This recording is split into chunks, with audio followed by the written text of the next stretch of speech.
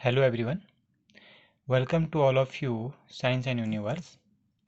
आज हम बात करते हैं कि हमारे आसपास के पदार्थ शुद्ध हैं या नहीं हैं।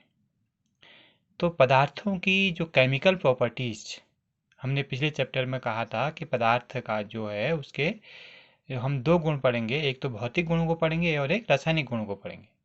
तो किसी पदार्थ की जो रासायनिक प्रॉपर्टीज होती हैं, जो केमिकल प्रॉपर्टीज होती हैं, उसको हम इस चैप्टर में पढ़ेंगे। पहला चीज इसमें आता है कि शुद्ध पदार्थ। अब शुद्ध पदार्थ जो है किसे कहते हैं, रासायनिक रूप से शुद्ध पदार्थ किसे कहते हैं?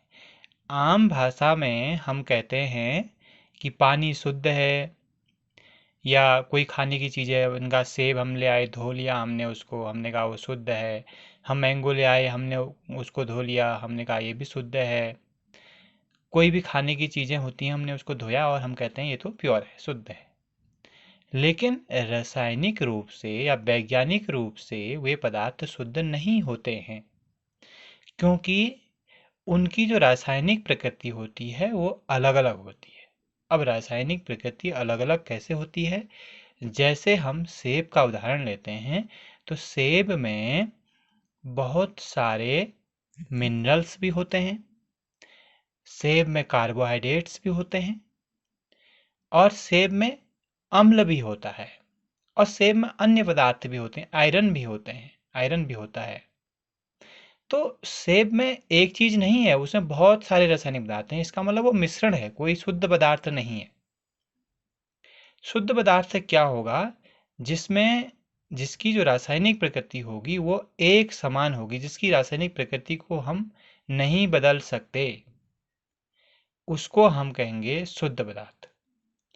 यानी जिस पदार्थ के सभी कण रासायनिक रूप से समान प्रकृति के हों, शुद्ध पदार्थ कहलाता है। जैसे नमक। नमक जो सूत्र होता है वो NaCl होता है। यहाँ पर Na सोडियम है और Cl क्लोरीन है। तो एक परमाणु सोडियम का और एक क्लोरीन का मिल करके हमारा नमक का अणु बनाता है। ऐसे ही आशुद्ध पानी लिखा है, आशुद्ध जल। जल वैसे शुद्ध नहीं होता, क्योंकि जल में बहुत सारी चीजें, अन्य मिनरल्स भी होते हैं। जो हम पानी पीते हैं वो शुद्ध पानी नहीं है, उसमें कई सारे मिनरल घुले हुए हैं, कई सारी गैसें, अन्य गैसें भी घुली हुई हैं। तो वह पानी शुद्ध पानी नहीं है। शुद्ध पानी कौन होता है? अशुद्ध जो पानी है, अशुद्ध जल कौन होता है? अगर हम पानी को उबालते हैं, उसकी भाप बनती है, उस भाप को अगर हम ठंडा कर लेते हैं, उससे जो पानी बनेगा वो पानी शुद्ध कहलाएगा, जिसको डिस्टिल वाटर कहते हैं, वो प्योर वाटर फॉर्म में। क्योंकि पानी का जो सूत्र है वो H2O है, जिसमें हाइड्रोजन के 2 परमाणु और ऑक्सीजन का 1 परमाणु मिलकर बना होता है। हमेशा ये इतना ही रहेगा, इसमें हाइड्रोजन के 2 परमाणु के अलावा किसी अन्य तीसरे तत्व का परमाणु नहीं आएगा। हाइड्रोजन और ऑक्सीजन के अलावा इसमें किसी अन्य चीज को हम नहीं ला सकते, ये तब वो शुद्ध कहलाए। जैसे नमक है, नमक में Na और Cl ही होता है, NaCl के अलावा उसमें कोई अन्य चीज या अन्य तत्व नहीं जुड़ सकता, तो वह इसलिए वो शुद्ध कहलाएगा। तो रासायनिक रूप से शुद्ध पदार्थ हम किसे कहेंगे? जिसकी रासायनिक प्रकृति जो है शुद्ध होती है। ठीक हो गया। अब अगली चीज आती है मिश्रण। मिश्रण कैसे बना होता है? मिश्रण में एक या एक से अधिक तत्व हो सकते हैं और एक या एक से अधिक यौगिक भी हो सकते हैं। अब यौगिक क्या होते हैं उसको हम आगे डिस्कस करेंगे। जैसे H2O एक यौगिक है, NaCl एक यौगिक है, वो आगे डिटेल में आपको डिस्कस किया जाएगा। लेकिन हमें अभी समझना है कि दो या दो से अधिक तत्व मिल जाते हैं, दो से अधिक यौगिक मिल जाते हैं, तो मिश्रण बनाते हैं। जैसे समुद्र का जल है, समुद्र के जल में बहुत सारी चीज़ें हैं, वहाँ पर बहुत सारे अम्ल हैं, बहुत सारे क्षार हैं, जल भी है, लवण भी हैं, तो बहुत सारी चीज़ें वहाँ मिली हैं, इसलिए वो मिश्रण कहलाएगा। नमक और जल का विलयन, नमक और जल का विलयन भी मिश्रण कहलाएगा, क्योंकि नमक अलग यौगिक है और जल अलग यौगिक है। यहाँ पर दो यौगिकों को मिल करके बनाया गया है, इसलिए यह भी एक मिश्रण है। अब मिश्रण को भी अलग अलग भागों में बांटा गया है। पहला मिश्रण जो है समांगी मिश्रण है।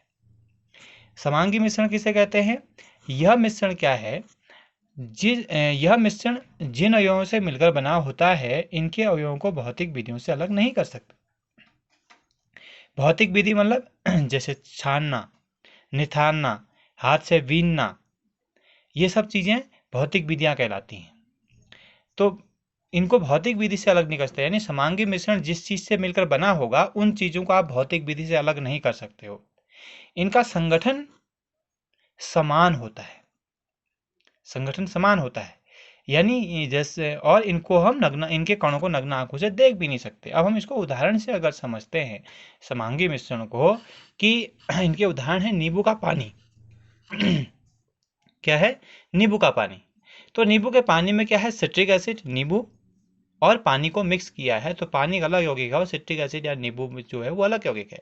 तो नींबू को पानी को हम पीते हैं तो उसका स्वाद जो होगा वो खट्टा ही होगा। उसमें नींबू का स्वाद पहले अलग था, खट्टा था, और पानी का स्वाद कोई स्वाद नहीं होता है। तो जब पानी में नींबू को मिला दिया गया तो दोनों का स्वाद जो है इकट्ठा हो गया। तो इसलिए इनका संगठन एक हो गया, इनका संगठन एक होता है। और नींबू के कणों को और पानी के कणों को आप अलग देख भी नहीं सकते हो। और नींबू और पानी, नींबू का पानी को आप छान के अलग भी नहीं कर सकते हो, नींबू के कण अलग कर लें या पानी के कण अलग कर लें, ऐसा नहीं है। अतः इस प्रकार का जो मिश्रण आपको दिखेगा वो सभी समांगी मिश्रण होंगे। चीनी का पानी भी समांगी मिश्रण होगा, छनी हुई चाय, उसमें भी आपको समांगी मिश्रण ही कहलाएगा। विषमांगी मिश्रण क्या होगा? इसी का उल्टा होगा। यह मिश्रण जिन अयों से मिलकर बना होता है उन अयों को भौतिक विधि से अलग कर सकते हैं। इनका संगठन समान नहीं होता है, इनके कणों को नग्न आंखों से देख सकते हैं। जैसे तेल और जल का मिश्रण, तेल और जल को मिला देंगे तो ऊपर से आपको तेल को जो है आप अलग कर सकते हो, निथार करके अलग करते हो तेल और पानी को, पृथक्करण कीप के द्वारा आप अलग कर सकते हो, भौतिक विधि से अलग कर सकते हो। अब कैसे अलग कर सकते हो हम आगे के, अभी इसी में आगे पढ़ेंगे। रेत व पानी का मिश्रण, अब देखो रेत हम पानी में डालते हैं तो हम पानी को छान लेंगे भाई, अलग हो जाएगा। अब रेत में पानी का मिश्रण होगा तो पानी में आपको रेत कण दिखेंगे भी, इसलिए लिखा है कि इनके कणों को नग्न आंखों से देख सकते हैं। और क्या कहा है? इनके अवयवों को भौतिक विधि से अलग कर सकते हैं। ये तो ठीक हो गया। संगठन समान नहीं होता, आप यानी रेत को आपने पानी में मिलाया तो रेत के कण अलग दिख रहे हैं, पानी के कण वो दोनों आपस में मिले नहीं है, अलग अलग ही है। और बिना छनी हुई चाय पत्ती व पानी का मिश्रण, यह भी विषमांगी मिश्रण होगा, क्योंकि बिना छनी हुई जो चाय की पत्ती है, वो चाय की पत्ती में चाय पत्तियां जो है दिखती हैं, उनको आप छान के अलग कर पाते हो, इसलिए वो बिना छनी हुई जो चाय है वो भी समांगी मिश्रण है, और छनी हुई चाय फिर समांगी मिश्रण हो जाती है। ठीक हो गया? ये हो गया विषमांगी मिश्रण। नेक्स्ट हम इसमें पढ़ते हैं, इसके उदाहरण तो आपको पढ़ लिया है। नेक्स्ट क्या है? समांगी। अब इसी में जो मिश्रण हमने पढ़े, समांगी और विषमांगी मिश्रण पढ़े, इसी के आधार पर विलयन होते हैं। विलयन क्या है, और फिर कोलाइड क्या है, फिर निलंबन क्या है, ये हमको 2-3 चीजें और समझनी होंगी।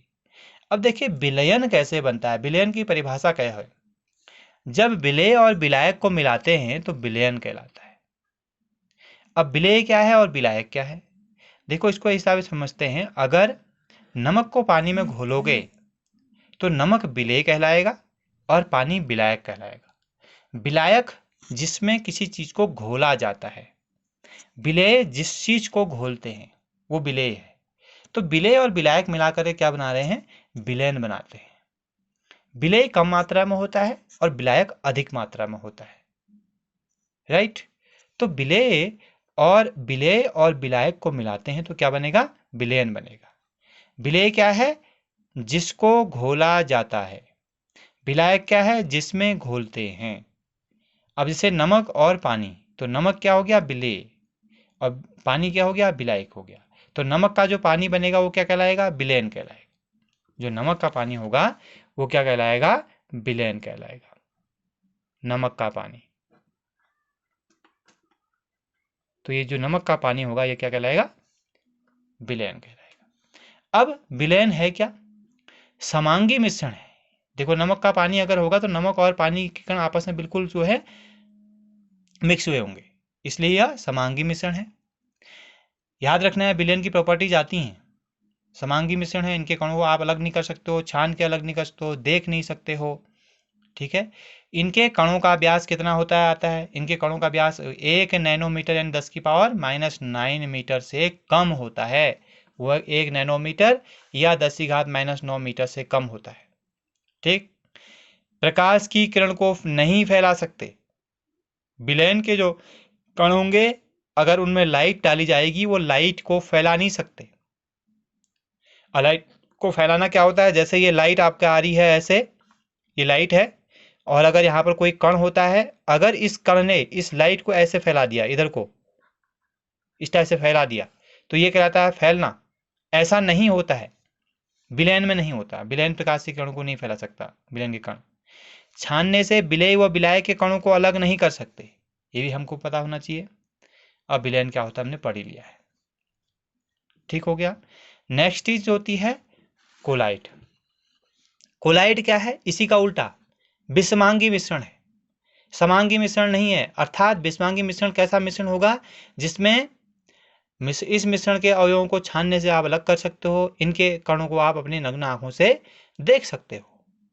कणों का व्यास 1 नैनोमीटर से अधिक होता है, प्रकाशीय किरणों को फैला सकते हैं।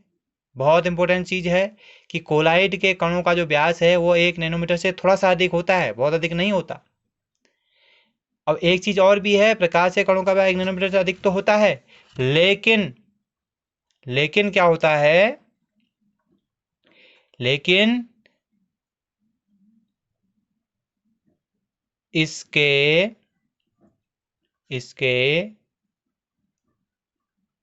कणों को हम नग्न आंखों से नहीं देख सकते। विलयन के कणों को भी नहीं देख पा रहे थे, लेकिन कोलाइड के कणों को भी आंखों से नहीं देख सकते, लेकिन कणों का जो व्यास होता है वो 1 नैनोमीटर से अधिक होता है, और ये प्रकाश के कण को फैला सकते हैं। देखो ये इतने छोटे भी नहीं होते कि हम इतने छोटे भी नहीं होते कि प्रकाशीय कण को नहीं फैला सकते, प्रकाशीय कण को फैला सकते हैं, लेकिन इतने बड़े भी नहीं होते हैं कि हम इनको देख सकें। यानी हम इनको देख तो सकते नहीं है, लेकिन ये प्रकाशीय कणों को फैला सकते हैं, और इनका व्यास 1 नैनोमीटर से अधिक होता है। विषमांगी मिश्रण है, छानने से अलग भी नहीं कर सकते हम इनको, परंतु यदि कोलाइडी विलयन को कुछ देर शांत छोड़ दिया जाए तो इससे कण बर्तन की तली पर बैठ जाते हैं। उदाहरण क्या है, दूध। हम दूध घर में गर्म करते हैं, जिस बर्तन में हम दूध गर्म करते हैं, दूध गर्म करने से पहले छन्नी से अगर दूध को छानते हैं तो पूरी छन्नी से पूरा दूध नीचे निकल जाता है कढ़ाई में, कुछ नहीं दिखता हमको उसमें से, यानी छान के अलग नहीं कर पाए हम उनको।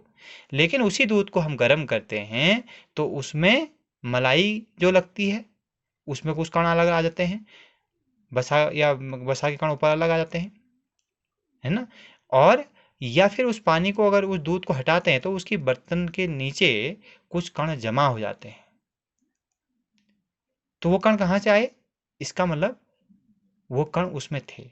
इसका मतलब दूध एक कोलाइडी विलयन है। अब दूध बहुत अच्छा उदाहरण है इसका समझने के लिए, ठीक हो गया। तो कोलाइडी कणों को, कोलाइडी विलयन बहुत इंपॉर्टेंट चीज़ है, इसके कण आते हैं, विषमांगी मिश्रण है, गलती नहीं करनी है, समांगी नहीं है। कणों का व्यास 1 नैनोमीटर से अधिक है, लेकिन इनके कणों को आंखों से देख भी नहीं सकते हम नग्न आंखों से। प्रकाशीय किरणों को ये फैला सकते हैं, जबकि विलयन के कण प्रकाशीय किरणों को नहीं फैला पा रहे थे। इसका मतलब ये हुआ कि प्रकाशीय किरणों को वही कण फैला पाएंगे जिनका व्यास जो 1 नैनोमीटर से अधिक होता होगा, और छानने से इनको अलग नहीं कर सकते। लेकिन अगर जिस बर्तन में कोलाइडी विलयन होगा उस बर्तन को थोड़ी देर शांत रख दें, थोड़ी देर वैसे ही रहने दें, तो कोलाइडी उस विलयन के अंदर जो कण होंगे वो कोलाइडी विलयन जिन चीज़ों से मिलकर बना होगा उसके कुछ कण जो हैं उसकी बर्तन की तलहटी पर बैठ जाते हैं। जैसे दूध इसका उदाहरण है। कोहरा, बादल, कुहासा, दूध, पनीर, ये सब कोलाइडी विलयन के उदाहरण हैं। अब कोहरा किस चीज़ से बना होता है, कोहरा क्या है, बादल क्या है, कुहासा क्या है, ये किस प्रकार का कोलाइडी विलयन है, हम नेक्स्ट लेक्चर में हम आपको इसको पढ़ाएंगे, या नेक्स्ट लेक्चर में इसके बारे में पढ़ेंगे। लेकिन अभी हमने जो समझा है आज, कि सबसे पहली चीज़ हमने समझी है कि पदार्थ क्या होते हैं, शुद्ध पदार्थ क्या होते हैं। शुद्ध पदार्थ के बाद हमने मिश्रण पढ़ा, मिश्रण क्या होता है। फिर हमने समांगी मिश्रण पढ़ा, फिर हमने विषमांगी मिश्रण पढ़ा, फिर हमने विलयन पढ़ा, फिर हमने कोलाइड पढ़ा। ये सब टेक्निकल टर्म्स हैं, इनमें बहुत माइनर सा डिफरेंस है, बहुत छोटा डिफरेंस है, बहुत छोटा अंतर है। इसलिए इन हर टॉपिक को आपको ध्यान से समझना है। वीडियो को आप फिर से ध्यान से देखिएगा। अगर आपको कहीं पर समझ में नहीं आता है तो आप कमेंट लिख करके मुझे व्हाट्सएप ग्रुप के माध्यम से भेज देंगे, और ये जो भी नोट्स दिए हैं इन नोट्स को आप फिर कॉपी में शेयर करेंगे। साथ ही वीडियो को ध्यान से देख करके जो भी कहीं पर किसी टॉपिक को समझने में अगर आपको फिर भी दिक्कत होती है तो आप मुझसे कमेंट करके पूछ सकते हैं। और अंत में जब आप व्हाट्सएप वीडियो खोलते हैं तो उसको लाइक और सब्सक्राइब भी करें। Thank you.